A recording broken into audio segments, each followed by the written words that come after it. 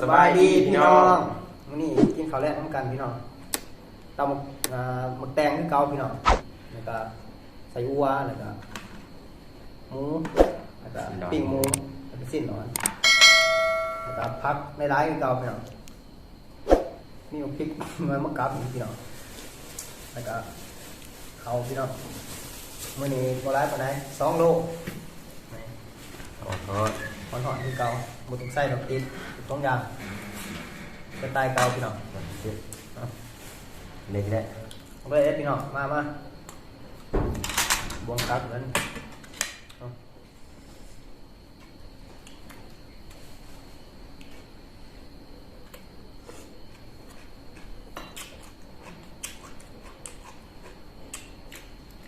ข้าวปลาพี่น้องตำแตงชิ้นหน่อย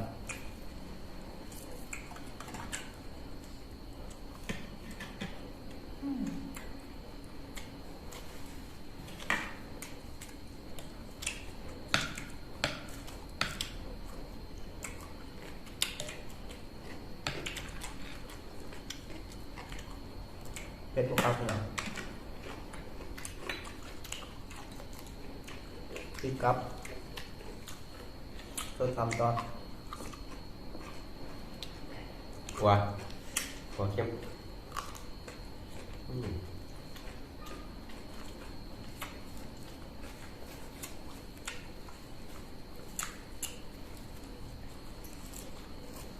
ก่อน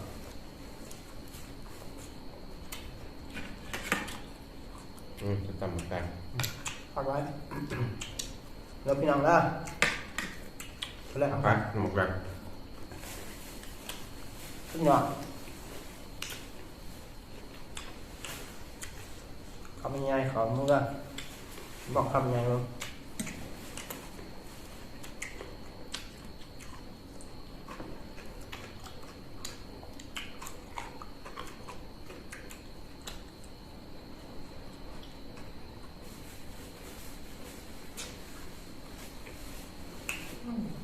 กินของทำไงเสียบเป็นตัวละ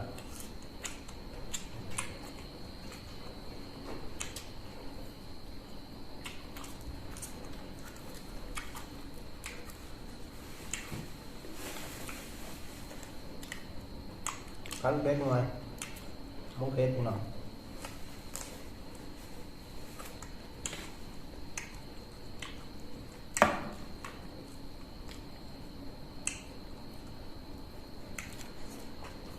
เป็นมุ้ยนี่หรอเอาไปกับมาจะทำเหมือนกัน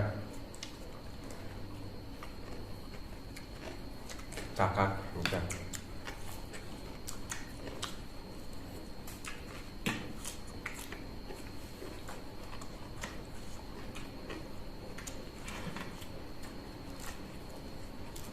ลองหัว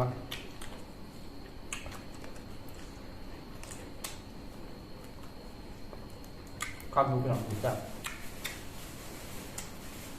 เก่าก็ทอดตำแกงไม่ไหมมีชิ้นหมูสดเลยพี่น้องมาทำเหมือนกันชุดหย่อน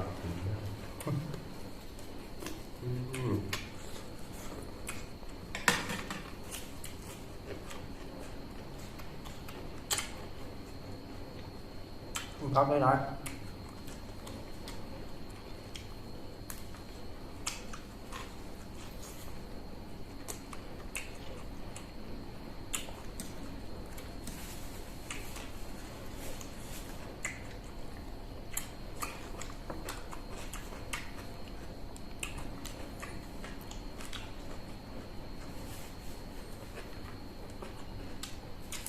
มึงเขาคำไงมันต้องกินไหวเนาะจำไงไหวพ่อลองเรื่องเนาะ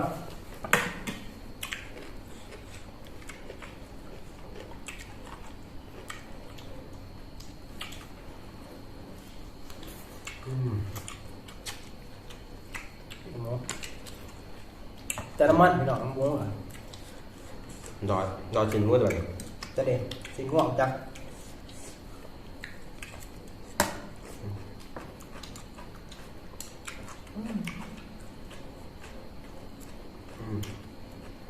เนาะ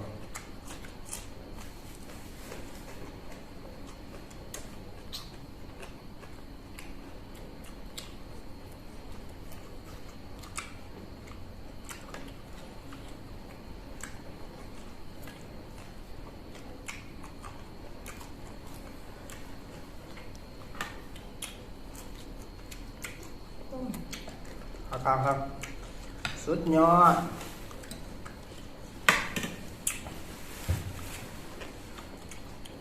ทำแต่งทำนี้ง่ายนะ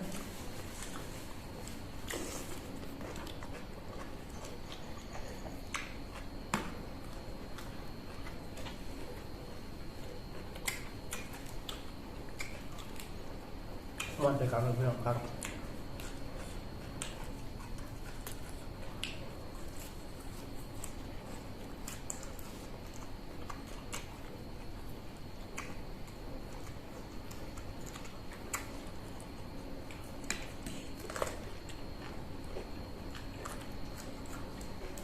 ว่าไปเรื่องทางนั้น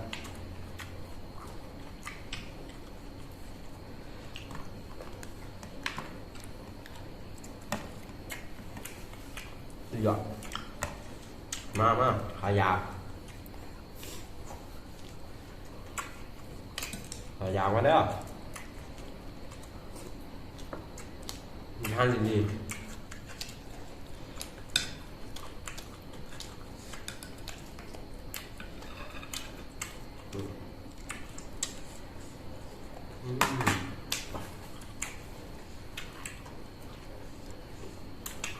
แซ่บพี่น้องพักอาหารกับโบราณ สำเร็จนี่แหละพี่น้องพอกินพออยู่แต่ว่าโอเคเลยสำเร็จครับเนาะ ยอด พี่น้องคือเก่าพี่น้องคือเก่าสำหรับคลิปนี้ก็สิมีเพียงเท่านี้พี่น้องอย่าลืมกดไลค์กดแชร์แล้วก็กดติดตามกดกระดิ่งเพื่อบ่พลาดคลิปต่อไปของพวกเราสองคนคือเก่าพี่น้องขอบใจ